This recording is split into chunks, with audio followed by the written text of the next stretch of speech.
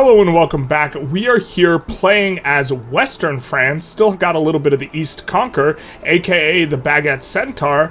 We are led by none other than the necrotic warlord himself, Emperor Louis Napoleon Bonaparte. For those of you who don't know, he was assassinated several episodes ago, but he remained on as an agitator. Then he left, then he came back, and he deposed his son so that he could rule. And not only did he depose his son, he might have gotten rid of him because he's got a different heir.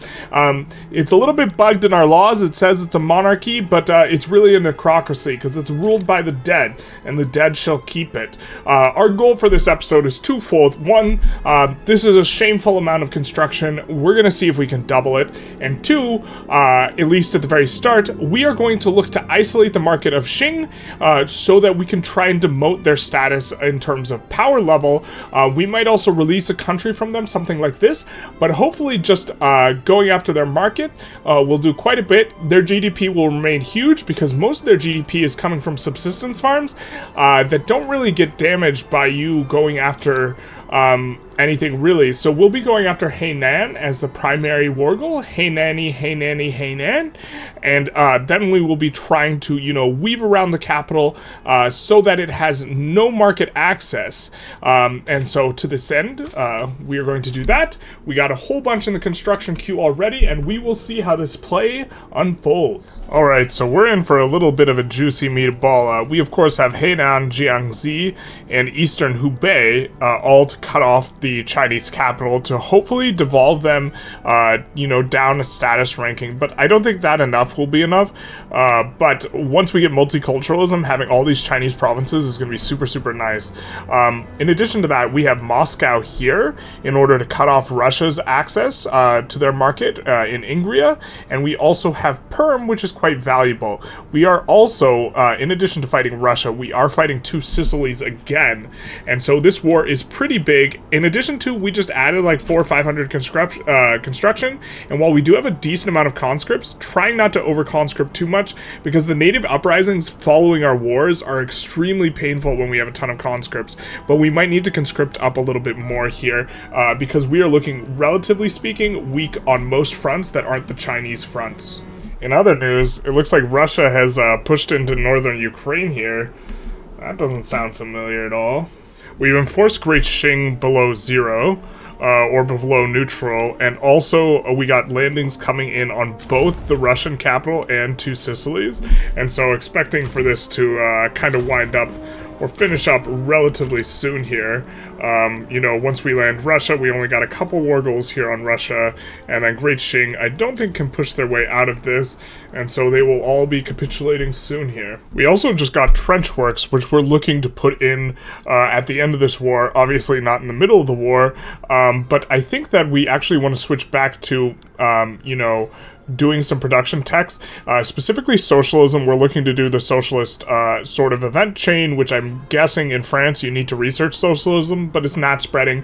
We're looking to stay ahead of time, that way we are consistently benefiting from our spread, and so we will do that. And I think we will kind of make a line here for, we could either prioritize pump jacks, and I think that I like this a lot because people are not trading with us very much at all, and so pump jacks would be pretty good. Or, we can look to push forward into combustion engine, go through electrical generation into electrical capacitors, combustion engine, and just look to get the bigger tech or the better tech, kind of tolerating a malice. I think we'll do pump jacks first. Pump jacks is a really strong tech. It basically just doubles the output of these things, and we're already on publicly traded, if I'm not mistaken. Yep, we are, and steel frame buildings. So this will come in quite nicely as we look to kind of wind up this war, which should be pretty short here. Well, that war too. Moment of truth regarding what this piece will do to both of their markets. We get it in, and we take a look. Great Qing, of course, now has their kind of enclave in terms of their capital. If we take a look, it looks like they have decent market access. Or is that, yeah, so it looks like they have decent market access. Maybe we need to let it wait till Monday. And it looks like Russia does not have super good market access here. Let's just actually take a closer look, because this does look, we gotta pull out of this tab thing. This does look like they might be running a little bit of a problem. We have to click on a state. We go to overview, and they have 92% access. Okay, now this is the capital, so it looks like their market's in a different spot, but this kind of heartland is all cut off. I wonder where their market capital is then, because their capital state is in a different state than their market capital state. I don't know the best way to find their market capital then, but it does look like this part is cut off, and so that part is susceptible to revolution, and that is quite a substantial amount of their money, especially if we release what is it, Yunnan, I think, and Yue are some of the bigger ones over here. This will kind of be a majority of Qing, and this might be enough to get them to schism into the Heavenly Kingdom, and then we can pick up the pieces. But this reducing Russia's market over here, all over here, is going to significantly impact them, and so this war has been pretty successful at doing that on that front. We're gonna come and look around for another war. We're also trying to pass women in the workplace. Of course, we have that 69% chance of going past referrals, so things are going along swimmingly, despite, also big nice, but despite the fact that there's actually generally just a ton of opposition to the law, but it's all off the back of you know, women's labor. In the case of Louise Michel is the feminist agitator. So it seems that agitators are tremendously strong at passing laws in 1.3, and not just like a little like dinky little thing, but you can really, with the help of an agitator, sculpt your empire that the sun never sets on in a particular way, and without them the law passes seem super slow. Also, we passed 500 milli GDP at some point. Let's go. And 3K construction, so things are looking up. We'll incorporate the territories and look for another war, and then add a bit of construction to the queue. So here we got our subject looking a little feisty, joining against the UK in their goal to annex Maguindano, however this is pronounced, and I think we'll actually jump in here too, mainly because this place has tea, we can't allow it, and also we don't want our subject to get a little thwacked, and so we'll do this, and we'll hope that the UK just backs down. It looks like they're in really bad shape for this, so I think we can get away with this. If they don't back down, this will be a little bit annoying, because it kind of, you know, looks like Bali sides with. Okay, that's a little weird. But this way, hopefully we can just get them to back down and then kind of do our own war. Looks like a lot of people are joining because they want to fight us. You know how it is sometimes. It's just a big party. So our native uprising is done, which means we can declare a war now. I always get a little confused as to like what exactly the conditions are that you can declare a war, or not always, but occasionally. And since this isn't our play and it's not declared against us, and we can actually leave this play anytime we want, we can also start another play of our own. So at the same time, we are going to come in and look to puppet Japan. We are not going to assign everyone to fronts, really. We've assigned more than enough to the UK front up here in order to beat them. We'll assign a couple little smattering down here, but for the most part, we are just looking to get just enough in here, expecting, you know, some people to join against us here in this Russia, or sorry, in this Japan play, expecting either Great Qing or Russia or something like this. Notably, we all still have all of our conscripts raised, so this is really expensive. You know, we're flirting with disaster up here, but I think that'll be okay. You know, famous last words, we'll see how things go. So we have been keeping looking for any exiled agitators that are humanists, and we have continued to struggle. And so, in particular, passing multiculturalism seems really hard. I don't know if it's because we have an undead warlord at the helm, you know, leading our country, or what, but we are having trouble. But as far as the wars go, we're comfortably pushing into Great Britain on the British Isles, and we just got our landings coming in here in Japan. Now, we triple landed them, so I'm a little wondering where the last landing is at, but it looks like we're going to be able to push through and make a beachhead here, and then be able to push in and comfortably do this war. Regarding over here, you know, we got a 64 advantage, we got 300 pushing against 77. It's not close. We did kind of, they did assign over here, which is not what the AI normally does, which is why we normally have stopped kind of assigning there, and so we'll see how things shake up, but these wars should wrap up pretty quick here. And we get steel railway cars, and of course we also got women in the workplace. So things are coming along quite nice. So following the pass of women in the workplace, our lady friend is now supporting women's suffrage, which is going to be pretty nice. We're going to try and pass that right away, and it's going to be a pretty easy pass, or it's not going to be opposed by too much. We also have started notably turning on steel passenger carriages.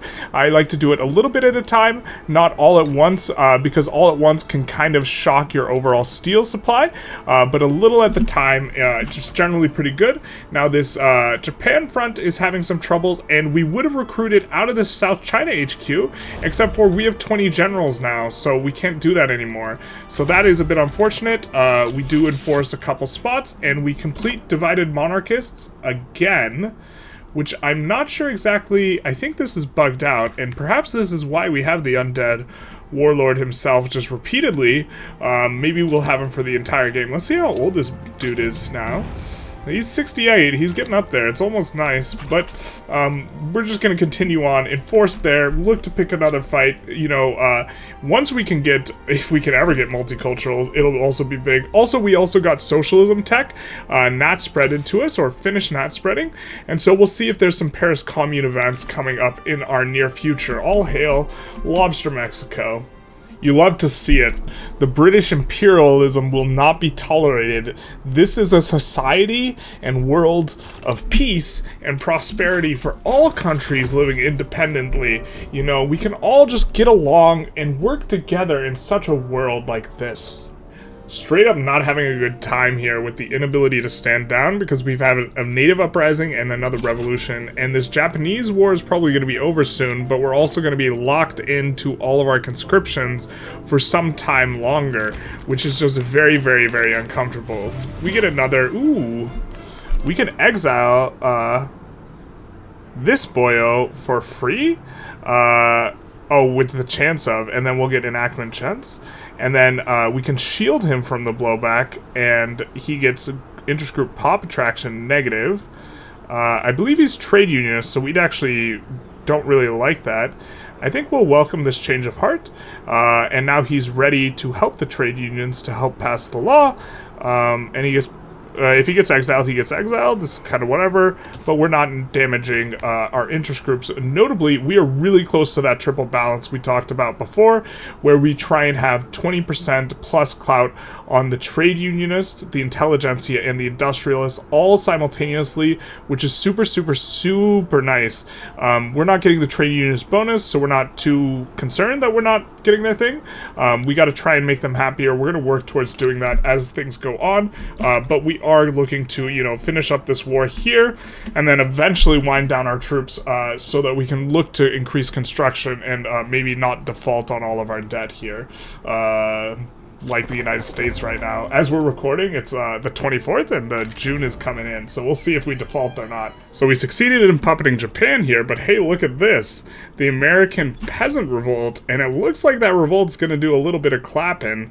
Of course, it's not revolting over here. I wonder how their access is. It doesn't look too hot, but that's mainly because the Peasant Revolt, not a result of what we've been doing, although we will look to continue to return to sender the Louisiana Purchase. And these native uprisings actually are incredibly obnoxious, because they are locking us in on whatever current level we have of, you know, conscription, and we do not need all of this to put down the native uprisings, and we even have conscripts active from, like, wars that have been continuing through, and we're also getting, you know, like South Africa's having a rev, Bhutan had a rev, we're still putting down that revolution, and just all of these combined is a little bit rough on the bank. You know, I think we should probably start looking to start annexing some of these guys, so that we experience a little bit less of these problems, but, yeah, I'm not sure. I think that's what we should start doing, though. Well, not sure I was expecting this one, but we have the United Scientific Associations of America. I'm guessing this is a technocratic state. Yeah, parliamentary technocracy, and boy do I like that nice, sleek silver color. It's too bad we have to, you know, have a little bit of a return regarding our, you know, the purchase they made from us of Louisiana. So we'll be taking back that territory, or continuing to take back that territory. We just have one of these wars remaining. Hopefully, cross fingers, no more native uprisings. We're losing money, but not that much money. We added some more construction, or we're adding it now, looking to kind of play things a little bit dangerous. I don't even know why people would want to loan money to us. Also, big nice here, we're getting nearly $500,000 from Diplopacts. Because we have so many subjects and we haven't annexed any of them into... God damn it.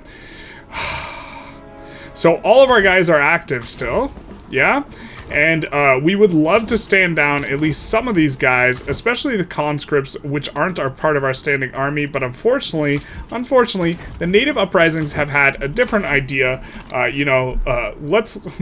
Let's let people stand down. Also, this does make Lobster Mexico pop big nice. So we'll try and, with our next war, get a nice lobstery looking Lobster Mexico in the Technocratic Union, the United Scientific Associations. So I just realized a big part of why our GDP popped up was likely because we were running a pretty big convoys malice, and now we're just running a little one.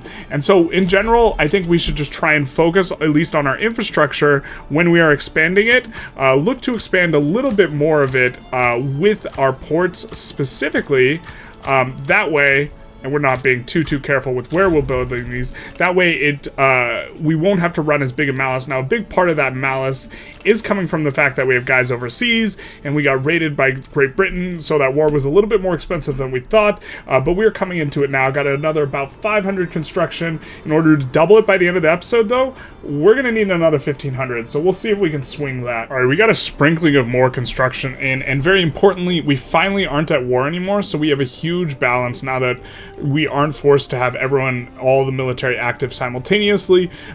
We probably won't need them too much unless we have like these double and triple GP wars, but we've been having a lot of them, and right now I think it's time to restore the Great Lobster Mexico. So we're gonna go after Oregon, and then we're gonna look to paint a little lobster, because, you know, this is what we want to do, and so we're gonna do it. So we're gonna go after Oregon as our primary war goal. We're gonna see who joins and try and set something else up that is looking a little lobstery. So we do end up hitting that triple balance here with our last election, where we have the Industrialists, the Intelligentsia, and the trade unionists all powerful at once.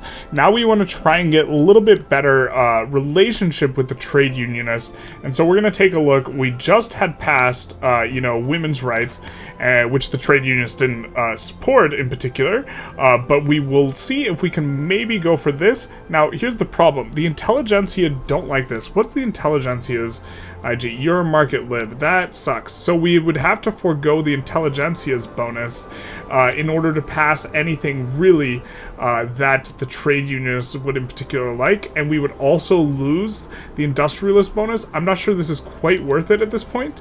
I was unaware that they were a market liberal, but so we'll be keeping an eye on, ways we can try and do this, but we might go for graduated taxation.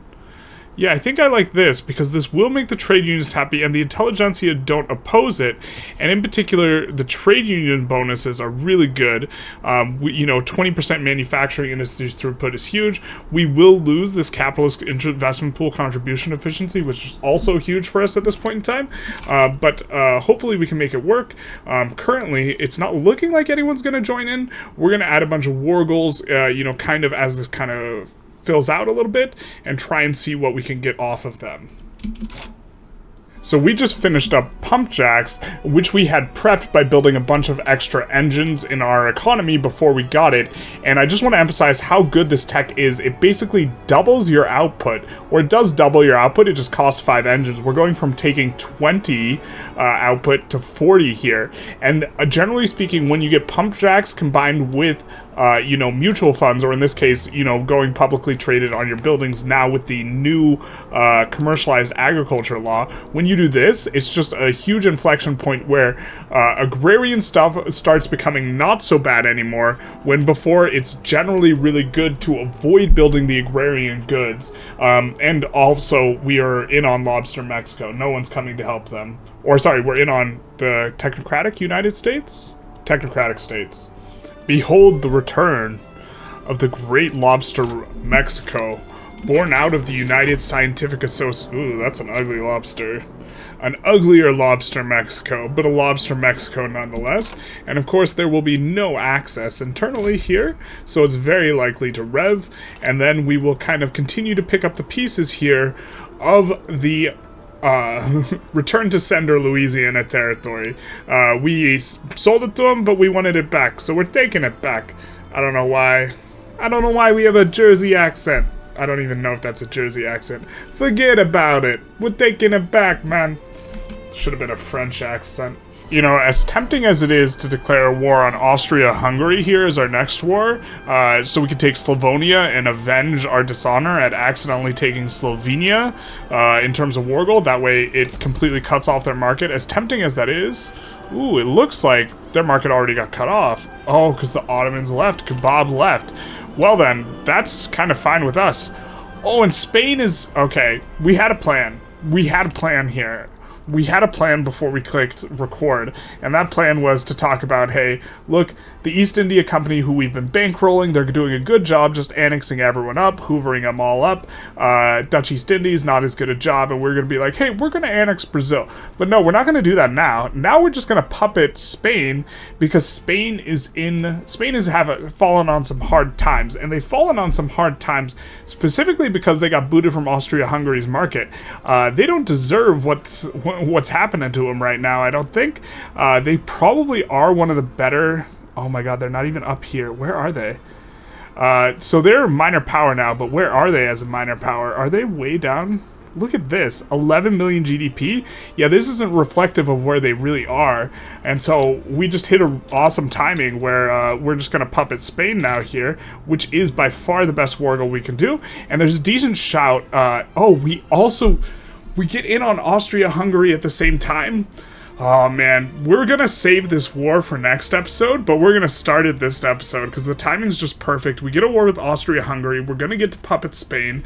This is all gonna be super, super fantastic, and we're gonna be able to take their stuff as well. Man, this is so perfect. So perfect. Alright, we're gonna see how this develops, but we're mainly just gonna try and get to the 5K construction and then conclude the episode. Well, this was anticlimactic. Spain just backs down in the play, and they give us the primary war goal, which is, of course, puppeting them, and so now we got a nice big blue, and we'll have to find ourselves another little bit of war before we are done kind of ramping up the construction. We're almost there. We're almost at 5K. Super close. And we get to the 5K, baby. The war we had declared also was for Brazil, just to annex them. The UK joined, and we will... next episode, be taking Zanzibar, British Congo, British Gabon, Siak, all of which are the very last sell orders of tea in the British market. So we will succeed in removing tea from the British market next episode. But this episode, we have Lobster Mexico reunited, or rather, Lobster Franco-Mexico, as it were. And, you know, the map is starting to look very blue here. Just kind of continuing along. We will try to annex more subjects, I think, moving forward, just to kind of avoid their revs. You see we have a rev here with Spain. It keeps our guys activated. Also, next episode, we'll probably be getting on graduated taxation. As far as the tech goes, we're going electrical gen into some of the best techs in here in tier 4. And so everything's coming along swimmingly. You know, the undead Emperor Louis Napoleon Bonaparte himself, once he dies, I think we'll go communism. I'm sorry. Once he dies again, after, you know, being assassinated, going into exile, coming back to exile, getting his son off the throne. His son disappeared in mysterious circumstances. After all of that, you know, if he dies, we'll wait a little while, make sure he's dead, because he's already undead in this necrocracy. But then I think we'll try and go communist, try and do whatever Paris Commune type of events that we can kind of pop off and see if we can do and get towards. And so this will kind of be the plan moving forward. I hope you enjoyed. If you did, feel free to like, comment, and or subscribe / hit the bell button. And other than that, have a good day.